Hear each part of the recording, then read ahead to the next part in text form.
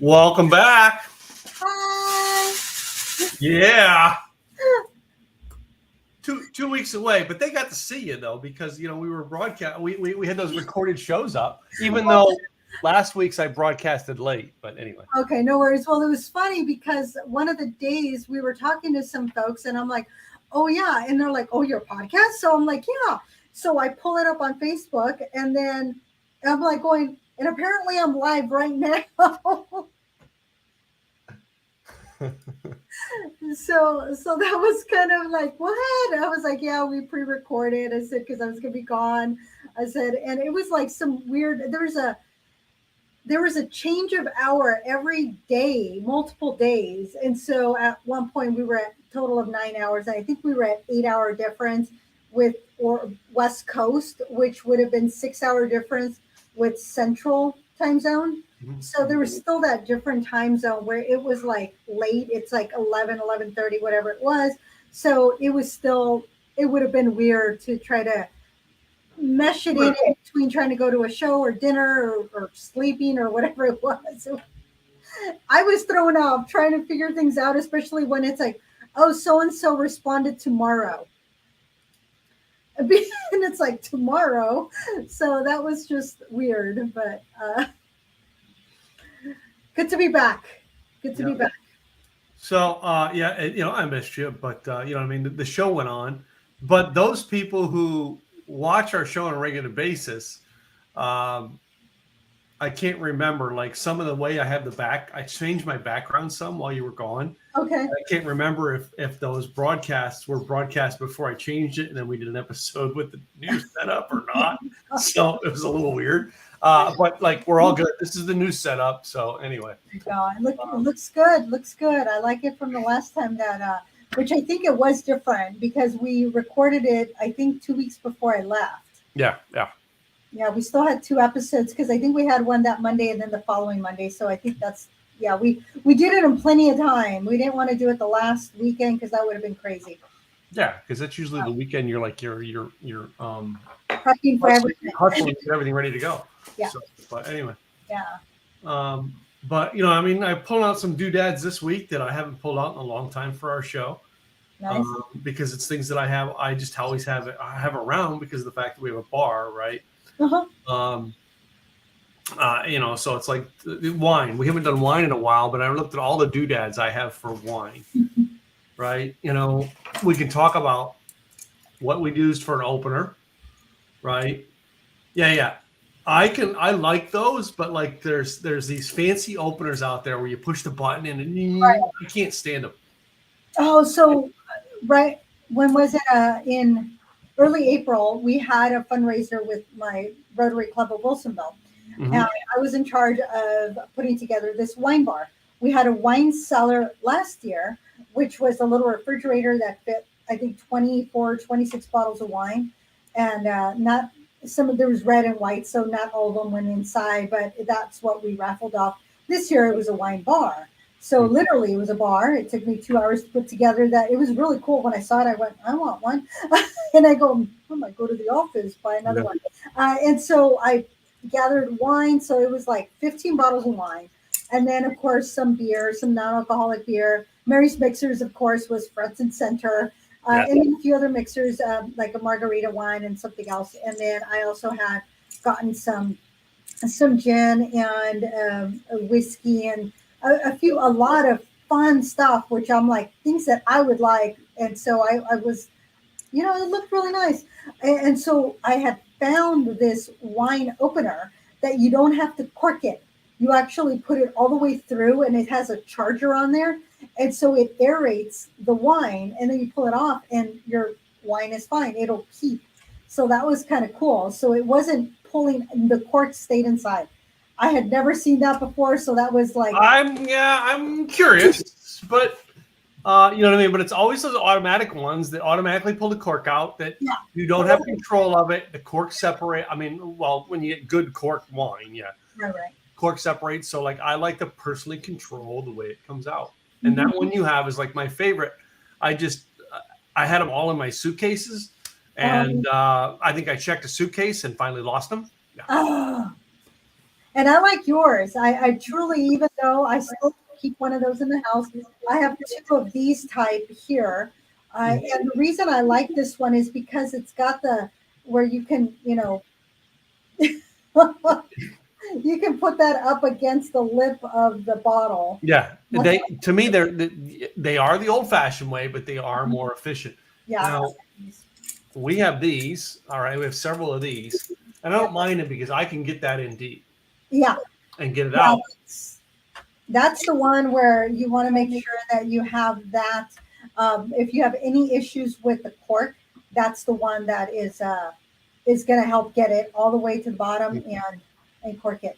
But the other thing that I have that I ran out to got real quick is this beautiful little doohickey here. Oh yes, I want one of those. I want one of those. I looked everywhere. I broke my original one to find the one I wanted. But basically, it takes, and if you do it just right, it cuts perfectly the cap off. All right, of the wine. Now you get them sometimes and they don't cut well enough. And that's why I always go around a couple times to make sure I get it off. And it's supposed to pull the cap off like that. Yep. Now I don't have to worry about this. I've cut it and it should stay evenly away. That's one of the toys. If you're not careful when you're cutting it, you can cut yourself with that. Those are pretty sharp. Worse than a paper cut.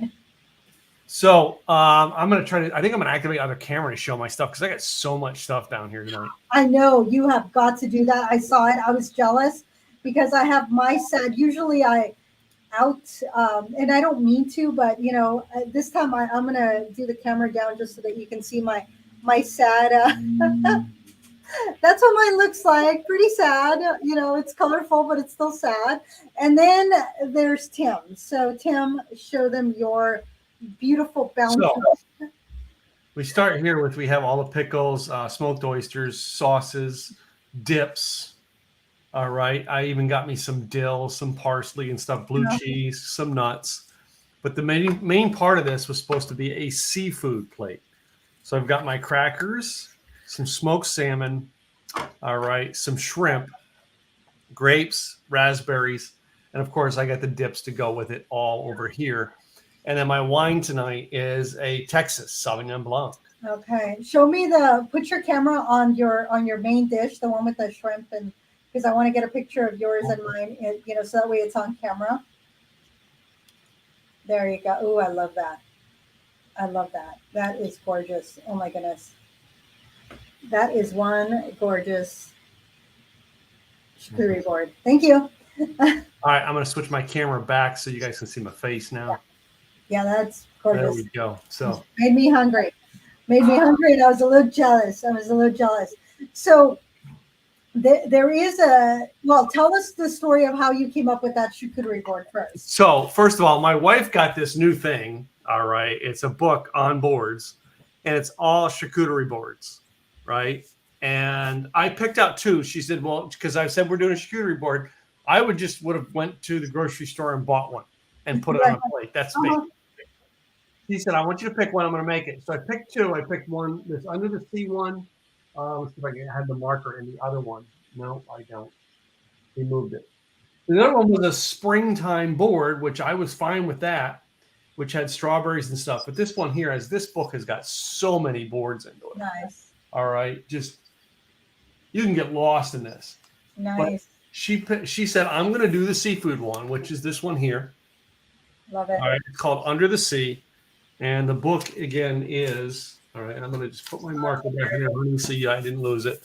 It's called On Boards. All right. Lisa Dawn Bolton is the author of this book. Right. Show again. So I may get it. I'll probably put this a link. I'll probably see if I can find it on Amazon. Yeah. And link, all right, in our episode for people if they want to find it.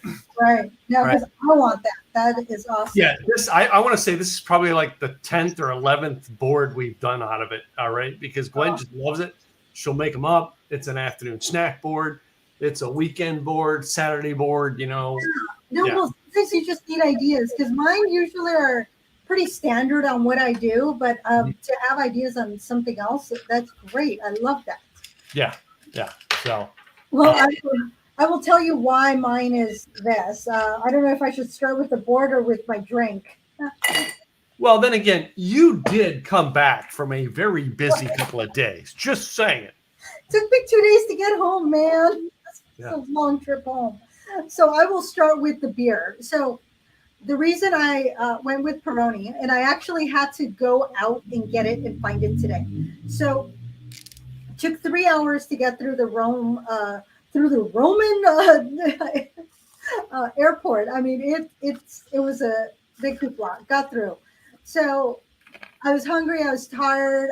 We went to this was this only little cafe. I'm like, it's an international airport. How do you only have one coffee place and one little cafe? So at the cafe, I ended up getting this little sandwich. Well, they had 3 or 4 different Peroni beers. I got the one that was red, and I thought, oh, you know what? That would be a great one to have on the podcast. And they also had these little wine splits. They had a white one and a red one. I decided to go with the red one. So after we ate, I got not the glass, but the can to make it easier to transport. Didn't want it to break. And then also the wine. I told the guy, don't open it because this is going back with me. It's going to be on my podcast. And he was like super nice, wrapped it up really nicely, put it in the carry-on bag because of course I was already through security and such. So 9-hour flight from Rome to New York. And so in New York, once you go through immigration, then you go through customs, you get your bags and you get the customs, and then you have to check your bag in again if you have a connecting flight. So I've been used to buying duty free. I open up my suitcase and I put the stuff in there into my carry-on, into my check bag, close it up, then check in my bag again. Then I go through security because you have to go through security again. Well, long flight, I was tired. Long line in security, go through security, and then my bag is placed over there. And I was trying to figure out why. Well, technically, I guess I could have tried to reach for my bag because the TSA agent was dealing with the child and the family. And so they had to go through security. I guess I could have got my bag because it was right there within arm's reach, but I didn't. So he comes back, gets the bag, and then goes to the bottom of the bag. And then I'm going, what the hell's in my bag? There's my jacket, my scarf, my purse, and so then he pulls out the 2 little packages and I went, oh, my beer, my wine. And then I completely forgot it was there. And so then he throws it into the recycle thing. And I was like, I should have said, dude, can I drink my beer at least? I'll chug the beer. So I had to go to Stafford Liquor and I said, do you have any Italian beer?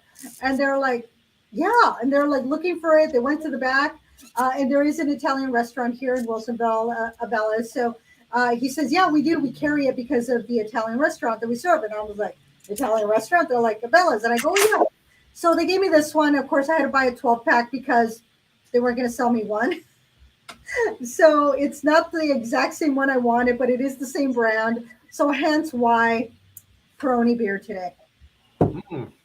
After all of that and having spent all that money on, and the other nice thing about this is that I can also open.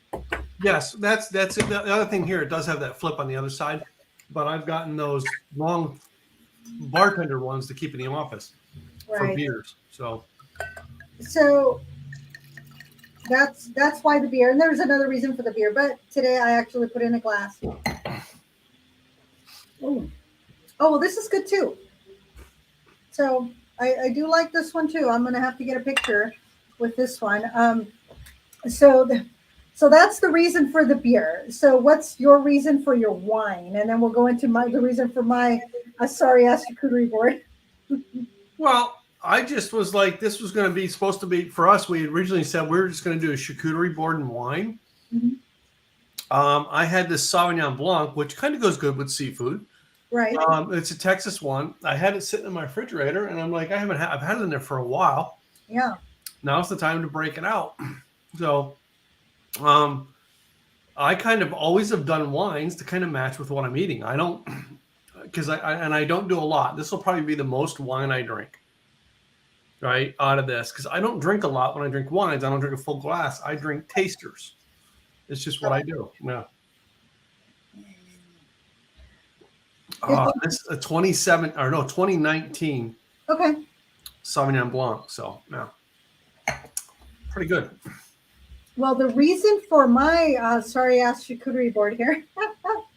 So we had a challenge, um, or NCL, the cruise line had a challenge when we got into Valencia. They had told us the day before we arrived in Valencia, if you want your ticket for a shuttle bus, you can prepay for it, which I had. I prepaid it. There was another three people that we ended up. We made friends when we were going from New York City, the airport JFK to the port. We were in the back of the bus, so we struck up conversation. Really nice people. They're from Portugal, the Azores specifically. And so we had hung out with them in Cadiz, and then we decided, hey, we want to do something in Valencia because we were going to do a bus tour where you get on the bus and you go around, they give you all the sites, what have you. So that's what we were going to do. They were going to join us and get their tickets when, on the bus, which was fine. So we're waiting in this long line. And of course, Sean goes and asks, it's like, hey, is this the line? We're trying to figure out. The taxi line was on that side. The shuttle line was on this side. We're waiting. We're almost waiting for about 45 minutes. And then we're like, this is ridiculous. There's no way that we're going to get this shuttle bus because there was 3 shuttle buses and each one held about 50 people. And so there was no way with the number of people. And it went all the way, the length of the ship, before. So we're like, you know what? Let's just take a taxi. We will request the refund, which I ended up getting the refund while there, but they're already waiting for the taxi. We waited maybe 10 minutes for a taxi. The taxis were going through very quickly. So we get into the downtown area of Valencia. We get to the shuttle bus area or not the shuttle bus, but the tour bus area. And the tour, if you did not get off, because it's a hop on, hop off, but if you did not get off, it was going to take 2 hours and 15 minutes if you went all the way around.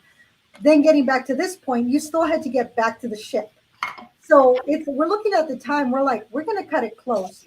So it was decision time. Do we get on the tour or do we just do our own thing, walk around and, take our time? So we opted to just step away from the tour bus. And so I ended up giving my ticket to this couple. They were getting on. I said, have you gotten your ticket? They said, no. I said, well, then I'll give you mine. I said, because otherwise I'm not going to use it. So scanned it, and they ended up being able to do the tour without having to worry about paying for it because it's like I got it covered. I said, you know what, it's going to go to waste. I'd rather give it away than have it go to waste. So we find this little place, this little bar restaurant, and we get drinks. And after we order drinks, we're going to order food, and they said, oh no, the kitchen's closed. We're like, kitchen's closed. Okay, we're going to have to find another place then for food. And they said, oh no. It is after lunchtime. The kitchen's closed between 3 and 4. So we were going to find no place that was going to serve us food. Oh my God. Oh, I mean, we had some good. I had wine. We had beer, wine, and a cocktail. It's amongst the 5 of us, but no food. So I was starting to get a little hungry at this point because we've been out and about. So stopped by a little mini mart, and I got prosciutto, and I got some yes, and so I got the salami and the prosciutto and some sticks, some breadsticks, and I got beer and a Diet Coke for one of the ladies. As we're walking around, we found a spot. I said, this is our spot. We stopped. I opened everything, and they said, okay, let's all eat. And so there we are in the open area of this downtown area of Valencia, eating the plaid pantry, if you will, cheese. And so what they did is that you wrap the cheese and then the prosciutto around the breadstick, and then that's what we were eating. Broke out the beer. Here you go. Everybody got their beer and Diet Coke, and we were drinking out of the cans and having a very simple charcuterie board, if you will. Mm-hmm. So that's my story about that. So, yeah, that was an interesting. And I was expecting to have all this delicious food in Valencia. That did not happen. And then, of course, the olives, because these olives particularly are from Italy. Yeah. But we had the most delicious olives that had been put in this delicious brine in Malaga, Spain, and they were all locally grown. So that hence the olives. But so Well, I mean, everything that we've done has become taste explosions around our house. You know, I've got, even with my alcohols, my drinks, my bourbons, my whiskeys. right. My neighbor brings El Salvador food over. And every time he does, I've got to go cook ribs or, something in the smoker to take back. Mm-hmm. That's what good neighbors do. I know my neighbor 3 doors down, he's got a huge smoker going. Okay. So every time I fire up mine, he fires up his. Okay. Yeah. But anyway. But, going through these experiences with your neighbors, Yeah. that's part of the fun. It's like having that experience with the neighbors, my ship neighbors. It was so much fun to go, oh, you know what? We're going to make it happen. We're going to have some food. Mm-hmm. So, and that helped us out because by the time we got to the ship, we're like, okay, we're hungry. Let's go eat. I forget where we were. Oh. So Craig does his event, and the first night he finishes up like 10 something at night, and like the kitchen's supposed to close, or the dining room's supposed to close at 11. We finally get out of the room and head up there about 2 minutes to 11. They're like, nope, close. Actually, they opened the kitchen up for another hour for us. Thank God. Really? Oh my goodness. Yeah. Well, that was good of them. Was it? We only had one server in the whole bar to take care of us all, so we felt bad for that poor girl. But anyway. Did they limit the menu at that point? Not really. But I get it. When you're hungry, you want to eat.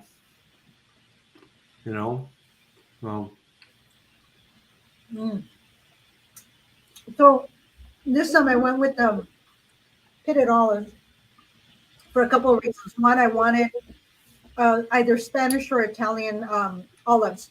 Mm-hmm. They did have some Queen Spanish olives, but I ended up with these because these are Italian. They're buttery and rich, but they're not pitted. And when we were in Malaga, our olives that we had were half of them were pitted, the other half were not. But the ones that were not pitted were absolutely, they just had just this flavor that was just wow. Some super delicious. I like them with the pits in it. To me, it has a better flavor every time. Yeah. I mean, I get the pitted olives in them, and you know what I mean? They get them, they pit them, and they stuff them, all kinds of stuff. I'm sorry. The ones with the pits are better. Yeah, these are very buttery. They go well with the prosciutto and the provolone, and with the beer. And I think they would go very well with your Sauvignon Blanc too.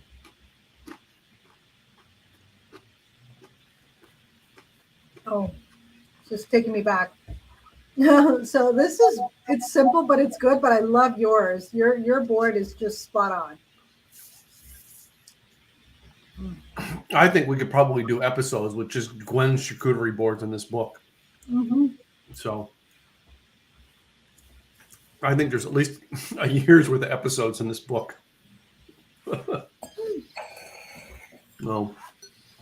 So the thing is, the flavors are going to be slightly different, and the way it's going to be, during the fall, you're going to have butternut squash in there. Yeah. You're going to have cranberries. Well, yeah, there's a holiday one that had the cranberries and stuff into it. There was a couple of kids ones, like no adults, all right, that have all kinds of like crackers and cheeses and little lunchable meats and stuff like that. But what were some interesting drinks that you did on your trip? So one of the ones that I drank in Malaga. So in Malaga, we actually did a tour. There was most of the time we were doing our own thing, but this particular time I had booked a tour that was tapas and wine. Mm-hmm. So we went to the oldest winery in Malaga, 200 years old. They have the same look. They still have the same the barrels in there. They write your order on the bar in chalk. It's this slightly long, very narrow, very tight. I mean, there's no room to sit in this place. They do have, a few hand foods, but it's people go there for the wine, and they're very specific to the wine that you can get. It's not like a ton of different ones. It's three different ones you can choose from. You choose the one that's super dry, the one that's kind of in the middle of the road that you can pick. That most people try that one, and then there's the one that is, they call it candy because it is so sweet. I think it had 42 grams of sugar per serving. I mean, just super, super sweet. Of course, I went with the driest one because I knew that I would like that. And I definitely, it's like, unless it's after dinner, I don't want anything super sweet that's just going to give me a headache. So it was really cool. But then we went to the next one. We had wine there, and that's where we had the delicious olives and all these different tapas. In one of the potato salads that we had was really good. It's more of a Russian potato salad, but they gave us what they call it vermouth, but it's not like vermouth the what you put into a Negroni or into a martini. That's the drink, and it reminded me of a Negroni. That's what it reminded me of. That kind of little bit of tart, if you will, flavor in there. It's brownish, but they have different. It's their cocktail, but they call it vermouth. And I thought, oh, we're going to taste vermouth. Oh no, you're having a cocktail, and it was good, but it was very different. And now I'm going to have to go back because we were like going from one to the next. It was three of them, and we had so much time to go from the one to the other. We were walking, so I didn't get a chance to really get all the ingredients. So that's one thing that I'm going to have to look up. But that I'm like, yeah, I gotta find that one. That was kind of fun. But that was what was it? Remember in Bill Murray movie, Mhm. Groundhog Day. Oh yes, uh-huh. I'll have a sweet vermouth with a twist. It always makes me think of Rome in the evening as the sun sets. Okay. Nice. Nice. Oh, that was so yeah. And then just tasting the different wines. I mean, when we were in Lisbon, we did a bike tour, an e-bike tour. Mm-hmm. Almost got hit by a bus. Yeah, I don't do well on bikes, especially if there's cobblestone and we're on a road that's this narrow where cars are zipping right by. That was interesting. And So they're like 16th century roads. yeah,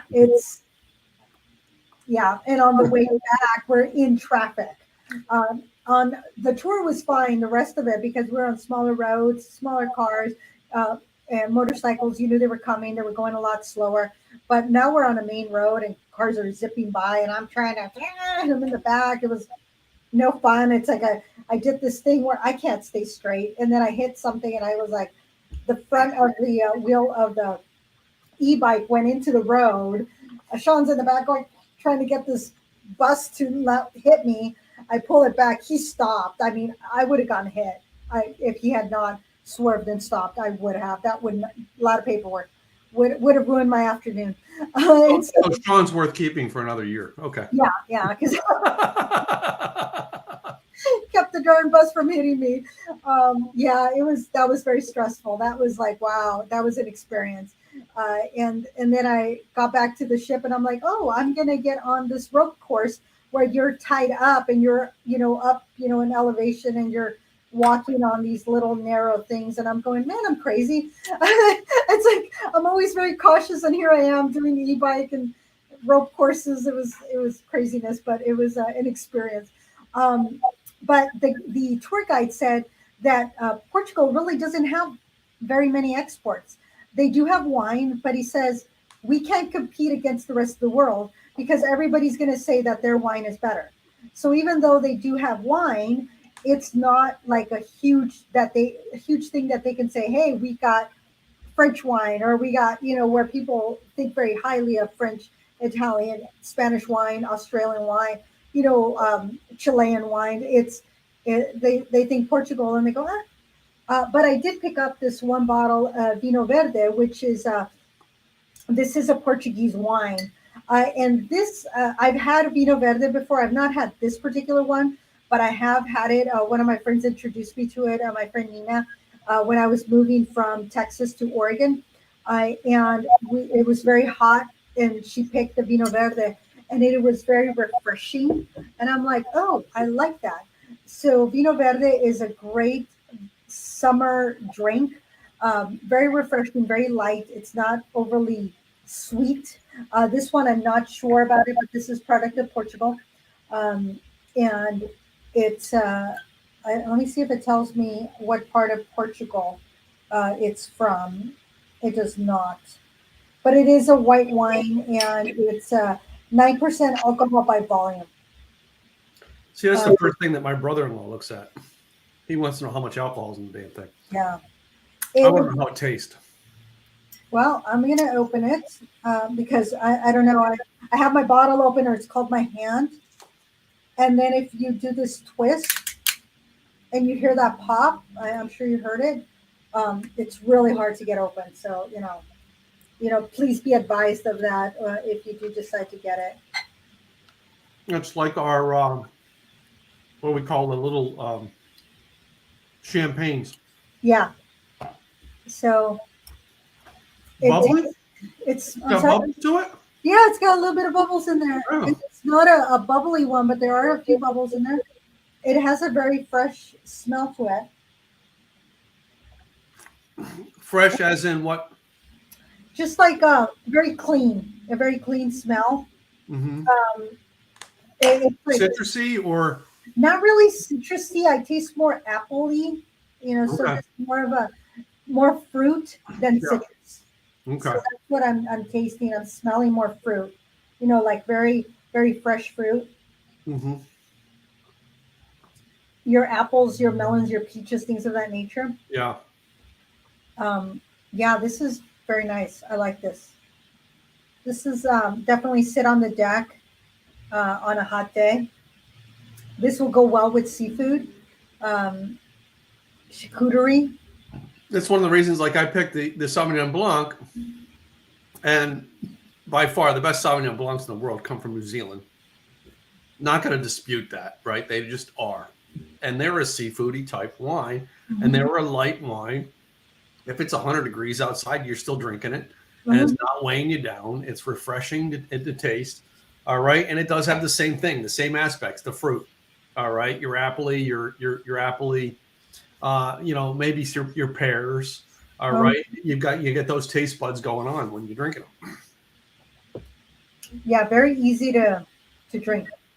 Very easy. Very refreshing. I like that. It went well with the olives. So that brininess of the olives, the saltiness and it's not sweet, but definitely a slight, like a fruit sweetness. Mm-hmm. Like if you're having not quite a Granny Smith, but somewhere around there where it's not as tart like a Granny Smith. So maybe a Cosmic Crisp. Yeah. Where it still has that rich flavor, but it's not a sweetness to it. Well, now that you're back from vacation, though, did you drink a lot on the vacation? Do you go and do you feel like, okay, I get home, I want to take a break, or did you, like we do every week, balance things out? I'm tasting, I'm enjoying. All right, it wasn't. You guys didn't do any like drunken nights or anything, did you? There was a couple of days that I did drink a little bit more, but there was other days that I'm like, no, I'm fine. Oh. It's I would still have wine with dinner, and then after dinner, because sometimes they'll come in and they pour more wine, I would take my wine with me. Yeah. And so then that was the rest of the evening. I was sipping on my wine. Other times I would have wine with dinner, and then I would have a Woodford Old Fashioned. Yeah. After dinner, or a port. Oh, what kind of ports did they have over there? They had, I'd have to look up because they had a variety of ports, but we were on a drink package, but there was only certain ones that were within the budget. And we could pay more for it, but we're like, no, we'll stay within budget. What you have, because Yeah. you probably had a huge taste palette, even within what you. Yeah. Oh, there was a variety. It was quite interesting that they had Screwball as the premium. You're kidding me. Screwball was in premium. And so was this other, it was a potato vodka. They had it in premium, but Grey Goose and Kettle One was within the budget, which was interesting. So I was just glad you didn't say Grey Goose was in the premium, because I was like, wait a minute, that's not premium. No, they had it under the regular. And so whenever I would order something with vodka, I would make sure that I stated Grey Goose, because I did not want vodka. I wanted something a little bit better. But it was quite interesting. So if you got just Woodford, that was under premium, so you had to pay extra, which was about $5 more than from the limit. But if you got a Woodford Old Fashioned, that was within the limit, because that was a $15 drink. So I would have my Woodford Old Fashioned, and they did a really good job. They had a whiskey bar, beer and whiskey bar, but it was mainly whiskey, and some good old fashioned. They had some good scotches in there, and then you can go into the cigar lounge and smoke your cigar with your scotch or whiskey or cocktail. So it just depended on the day and what we were doing. If we were in port, then we weren't drinking while we were, unless we, in this case, we did that tapas and run. But when we did e-bike, we hadn't drank anything. When we were done with the e-bike, he gave us a little bit of local. It's like a sherry, if you will. So we all cheered and toasted that all 8 of us made, and 9 of us, including the tour guide, we made it back safe and sound with few bruises. I do have 2 bruises on my legs to show for that trip. And but he was kind. He gave us coffee at the beginning, and then dinner drink when we were done with the tour. So very hospitable. That is one thing that Portugal that they pride themselves in, is being very hospitable, very welcoming, and wanting people to be there, because that's what they're really good at, is service. They said, we can serve. We don't have, our wines are can't compete, but our service, they're like, yep, they can compete on service. So it was that was a lot of fun. Okay. So one day I did do a vodka martini tasting. Yeah. They had pared it down. The original martini tasting had 12 martinis. How many did they have? See, I don't like doing anything past 3 with the tasting. To me, once you get past 3, taste buds start to give you effect. You need a break. My opinion. Yeah. So what they did is that they gave us 6. Mm-hmm. And each one, and I have pictures, I'm going to be posting those. But the way that I do a tasting or a flight like that is that they gave the explanation of where it came from, blah, blah, take a taste of it, and then I might taste 1 or 2 sips of it, cleanse the palate, then go on to the next one. And once I'm done tasting all of them, I will go back and decide which ones am I going to finish. Oh, okay. So that's the way I usually do a tasting, is that I want to compare. I did a Whiskeys of the World, and it was actually women and whiskeys of the world. So women across the globe, they were either the distillers or the master. They were either the owners, the master distillers, or they represented a company. And so there was 11 whiskey flights. There was no way I was going to get through 11. So I just tasted all of them. Mm-hmm. So I had all my little cups, because they gave you one of my glasses that I have. I don't have it out. They gave you one little glass. Well, I had 12 of them. So I poured into each one the different ones so I can taste them. And it was only a little bit of it, because my thought is, what if I don't like something, or what if I do, but I don't want to finish it? Yeah. And so those tasters lasted me close to 3 weeks, because I only did a little bit to taste, and I kept everything else in their little bottles. And so for the next 3 weeks, I was like, oh, I'm going to have this one today. I'm going to have this one today. Mm-hmm. And I think they gave like 3 or 4 ounces each. So it was enough to last. Wow. One thing I did not do was go into the Sky Vodka Lounge Yeah. because it's even at 17 degrees and they give you 2 drinks while you're in there. Um, Kept trying to coordinate, but they were only open from 6 p.m. till 10 p.m. And a lot of times it was coming back from port, getting ready for dinner. And then sometimes after dinner, it's like, well, I don't want to, I already had my fill of wine, so I don't want vodka at this point. And then next day, it's like, should have done this before dinner. So completely missed that experience. One feedback I will give them is that they need to have it open like during the afternoon on sea days. So Yeah. that way you can put it into your itinerary and not have it just during that timeline where it's you're not thinking about it. You're thinking about dinner and shows or what have you. So that would have been a fun one. So and what was the company that you took this cruise with? A Norwegian cruise line. Norwegian. Okay. Yeah. Yeah.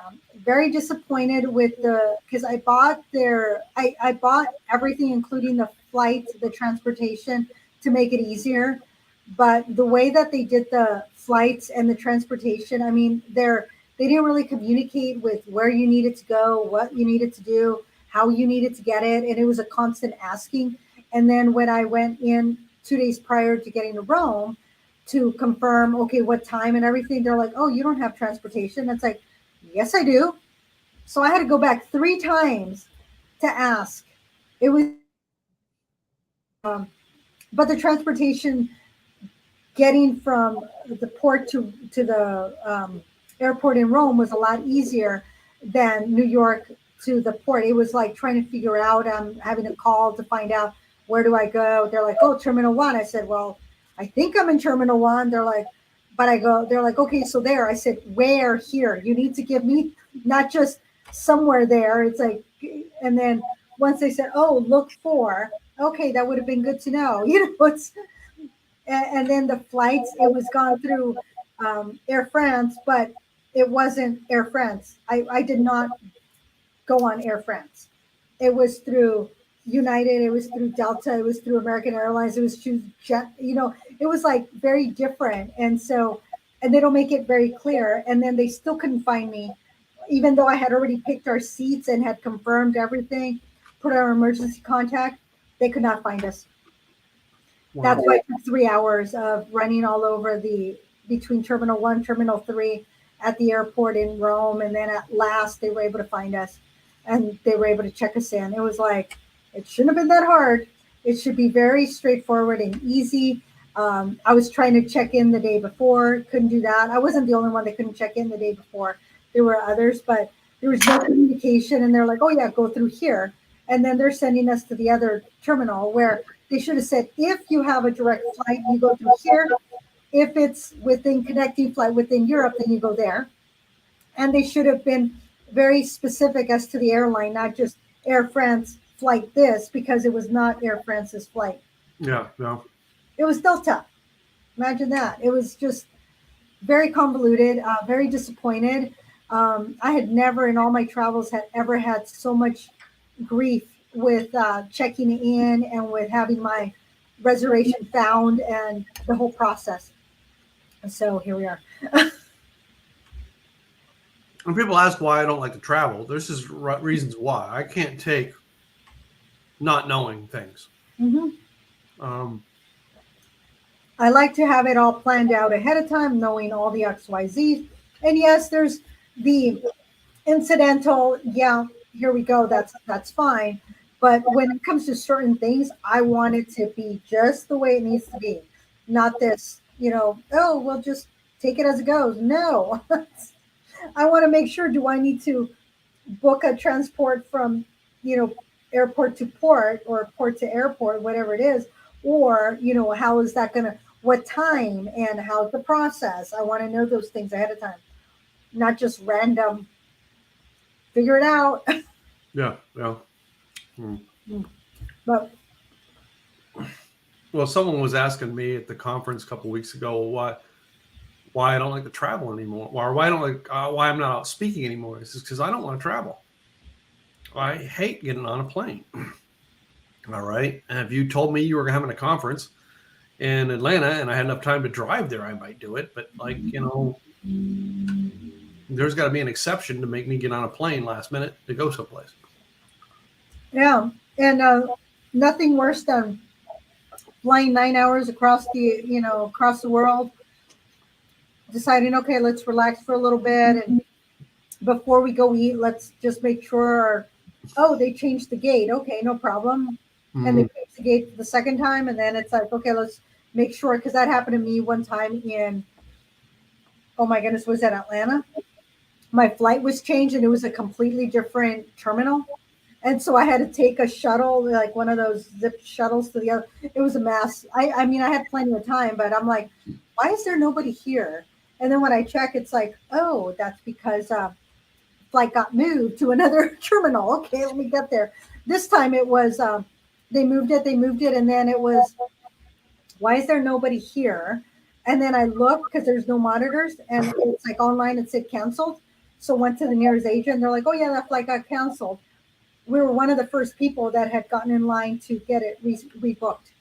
Yeah. The time we left, the line was zipping around with, 50 people in line to get their flight rebooked. But it was a flight that had 200 plus people, got canceled. So we had to spend the night in New York. Yeah, there's one place in the United States I don't want to go is New York City right now. So we went from the airport to our hotel, and then the next day from the hotel back to the airport. So that was the extent. Which airport were you at up there in New York? JFK. JFK. All right. Is that the one that has? I think JFK it is. Yeah, because I've always found now LaGuardia, but JFK has the old TWA terminal. Yes. Is now a hotel. Did you stay there? No, we were waiting when we were in the terminal waiting for the shuttle. It said TWA Hotel. Mm-hmm. And so we found out about it. But yeah, so there's the TWA Hotel. So, yeah, like in the here's what we talk about this. In the 1980s, I worked for an Italian company, and that's where a lot of the people in the Italian company flew into JFK. And I used to have to drive from near Philly all the way up to JFK to pick them up at that TWA terminal. And I got there the very first time I ever got there to pick up this guy. His flight got delayed. I sat in that stupid terminal for 9 hours. Oh. Yeah. That's a long time to wait. And it's not like we have the technology that we have now that you're like, oh, I could do whatever and just check in. You're waiting because you have no idea. No idea. Yeah. No idea where or when or what. Yeah. Oh my goodness. That's crazy. Yeah. So. But yeah, so that was my, but during the, everything that was on the ship, everything was great. We had great service, we had great food, a lot to choose from. We had French food, we had Italian food, seafood. We went to a churrascaria, which is the Portuguese churrascaria, and then we went to Cagney's, which was a steakhouse. So we had some specialty dining that we got to enjoy. So that was a lot of fun. Cool. Yeah. Cool. Good to be back. Yeah, it's good to have you back. So now we can go on with our show again. So. That's right, man. Just threw everything off. How dare I? Yeah, messed up the whole sequence with the show here. I know, right? Need to watch it on that. Well, I mean, was it last week? Last week I ended up because I took on a bunch of new clients for the website company. So last week I was working on websites until late hours and realized I set the time wrong. Oh, for last week's episode. Oops. So, yeah. That was probably before went out. Yeah. But, that's okay. You got it in there. Yep. Yeah. So this is so cool. Thank you everybody for being here and for your patience on me not being here for 2 weeks. They had no idea because they watched a different episode. That is true. And they did still, they're still supportive of it and still good information. So hopefully you were able to find some good tidbits in those episodes. Yeah. Listening in with us and continue to listen in and, tell your friends. Exactly. I realize, next week, ladies and gentlemen, will be our 60th. Well, technically, it's a little more than that because we've got enough episodes that were specials that didn't number. Right. but it's our officially our 60th episode. That is so exciting. All right. And we started this in 2021. We're now almost halfway through 2023, and we are still going strong. Looking at, I was looking at a lot of the numbers and how many of you guys download our episodes, both audio, all right, as well as watch the videos. And it just blows me away. I don't know. Most people would look at stuff we do and go, well, you should be getting millions of downloads. I don't care. I'm just having fun. We are having fun with it. That's why we've continued to do it, and that's why we planned for it. I mean, I knew I was going to be gone, and so we planned. What are we going to record? And we planned for it very specifically for 2 weeks, and we knew exactly what we were going to be presenting to y'all. So yes, we do plan. It may seem spontaneous, and yes, to a certain extent it is, but there's certain things we do plan. We do, like with Tim, we plan the food, we plan the drink. What we're going to talk about, sometimes it varies. We know exactly there's certain things we're going to hit. Other times it just conversation flows. So it's part of the fun. That's why we enjoy it. So the biggest surprise on this entire dish, because I've had almost everything before, everything I made on this, one of my surprises was these blackberries. The other ones was the smoked oysters. Because you look at smoked oysters in a can and you think like sardines in a can. Yeah. No, they're actually really good. And you mix them with the stuff, put them on a cracker. Oh my gosh, they're good. But the blackberries really blew my mind. They're really good blackberries. Okay. Did you get them at a farmer's market or at the supermarket? I think she got them from Kroger. Okay. So Ralph's Kroger company. Yeah. Yeah. Sometimes it just depends on the farm that provides the fruit. You can, if it's close to home, you're going to get some quality. Yeah. So the other thing we did this past weekend, and they're kind of keeping quiet out there now, but we went and got 6 little chickens. Ah! Okay. Yeah, we got little chicks. We're gonna start chickens. Life on the farm. Nice. Yeah. A lot of fresh eggs. Yeah. One of the neighbors, she uses old baby cribs for the chickens.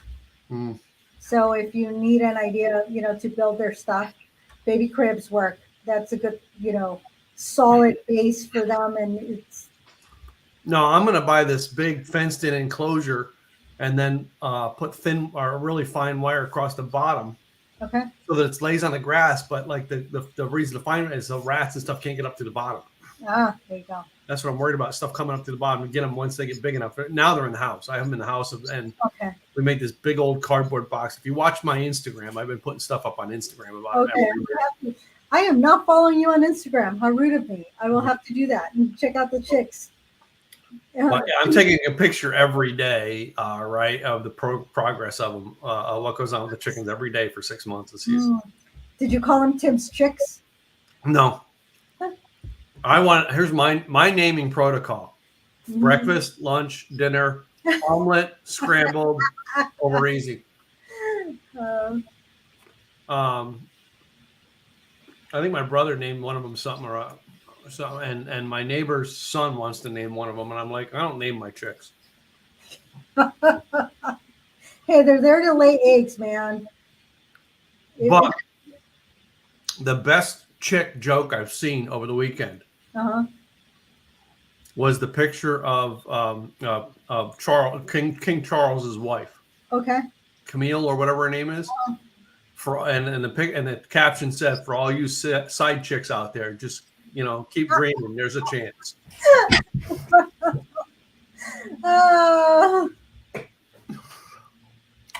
And for all those who are English and support our show, I apologize. I did not mean to offend you. But if that offends you, grow up. That was a funny joke. Come on. It's a joke. That was a funny joke. Too funny. Well, anyway, now that it's back to business, all right, we got to plan out next week's episode, so we don't know what we're doing yet. We will figure it out, and you will find out next week. But trust me, we will plan it. Yeah, and it was because we were planning the recordings, and then we were planning today, and then we knew all that. So it was, trying to plan another couple weeks out. We're like, my mind was not there. It was a little bit of a blur. So hence we're going to wait till today to have that conversation so that we can plan the next couple weeks. Yep. And in the meantime, though, all right, this show is sponsored every week by two people. Number one, Tim Gillette, Simple Easy website, simpleeasymarketing.com. Go to simpleeasywebsites.com. Check out our deals on websites right now. And my co-host, the wonderful insurance lady. Go for it. Gladys Boutwell, Insurance by Design. You can find me at insurancedesignpros.com. I help small businesses with their employee benefits to attract and retain quality staff. If you have questions, hey, can I afford it? Should I get it? What are the benefits? Let me know. I will have a conversation. And then if you are not in the states that I am licensed in, which is Oregon, Washington, California, I will find you a good broker that will take care of you. I got my peeps. Okay. Well, it's cool, man. I love having you back. All right. I'm glad you had a great vacation. Look forward to another show with you next week. Looking forward to it. Bye, y'all. All right. Bye, guys.